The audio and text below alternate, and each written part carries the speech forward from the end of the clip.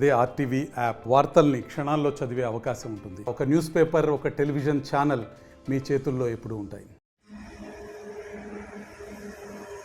Sanitation సంబంధించి కానీ, మంచినీళ్ళకి సంబంధించి కానీ, పవర్ సంబంధించి కానీ, అట్లనే హౌసింగ్ టిట్కో ఇల్లు కానీ, ఇట్లాంటివన్నీ కూడా వివిధ దశల్లో ఆగిపోవటం జరిగిందనమాట. వీటన్నిటి మీద ప్రత్యేకమైన దృష్టి పెట్టి మా మున్సిపల్ అధికారులు కానీ, ఇక్కడ ఉన్న కౌన్సిలర్లు కానీ అందరి దృష్టికి తీసుకెళ్ళి ఏమేమి పనులు చేయాలి, రాబోయే రోజుల్లో మున్సిపాలిటీని ఏ విధంగా ముందుకు తీసుకెళ్ళాలి, ముఖ్యంగా ప్రతి ఇంటి వాడికి కూడా మంచినీళ్ళు ఇవ్వాలి, కరెంటు ఉండాలి, సమస్యలు ఏదైనా సరే తక్షణమే పరిష్కరించాలి, అధికారులందరూ కూడా సమర్థవంతంగా పనిచేయాలనే ఉద్దేశంతో ఇవాళ ఈ మీటింగ్ పెట్టాము. అందరూ కూడా అధికారులు అందరూ వచ్చారు, అందరితో మాట్లాడాము. రాబోయే రోజుల్లో అద్దంకి మున్సిపాలిటీ రోజు రోజు పెరుగుతూ ఉంది. ఎందుకంటే దాదాపు 40,000 మంది జనాభా పైన ఉన్నారు. మన తెలుగుదేశం పార్టీకి కూడా ఈ మున్సిపాలిటీ ప్రజలందరూ కూడా అండగా ఉన్నారు. అందుకని ఏ చిన్న సమస్య వచ్చినా సరే అది మా సమస్యగా భావించి మేమందరం కూడా అందరూ కూడా కలిసికట్టుగా పనిచేసి అద్దంకి మున్సిపాలిటీ అభివృద్ధి పదంలో తీసుకెళ్లాలని చెప్పి ఆశతో ఇక్కడ కూర్చున్నాము. ముఖ్యంగా చంద్రబాబు నాయుడు గారి టైంలో దాదాపు 80-90 కోట్ల రూపాయలతోటి డ్రింకింగ్ వాటర్ సమస్య లేకుండా ఉండాలనే ఉద్దేశంతో ఒక స్కీమ్ 90 కోట్లతో శాంక్షన్ చేస్తే అది వాళ్ళ పనులు చేయకుండా నడుపుతా పక్కన పడేశారు.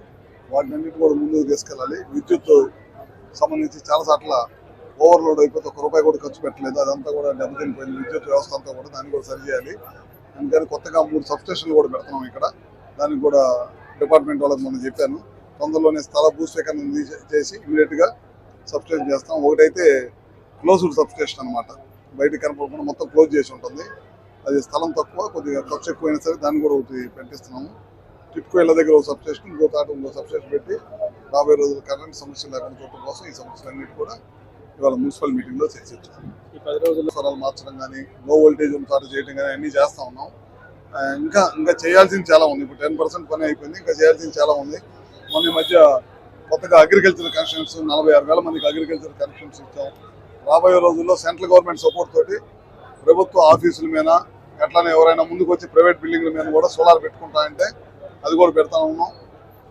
ఈ మధ్య కేరళలో చాలా పెద్ద ఎత్తున చేశారు. అదేవిధంగా కొన్నిసార్లు అగ్రికల్చర్ పంప్ సెట్లు కూడా చేశారు. ఈ విధంగా నూతన పద్ధతుల్లో ప్రజలకి నాణ్యమైన కరెంట్ ఇవ్వడం కోసం చంద్రబాబు నాయుడు గారు గతంలో కూడా మీ అందరూ తెలియదు కాదు, చాలా విద్యుత్ సంస్కరణ తీసుకొచ్చి దేశంలో ఎక్కలేని విద్యుత్ సంస్కరణ తీసుకొచ్చిన ఏకైక వ్యక్తి చంద్రబాబు నాయుడు గారు.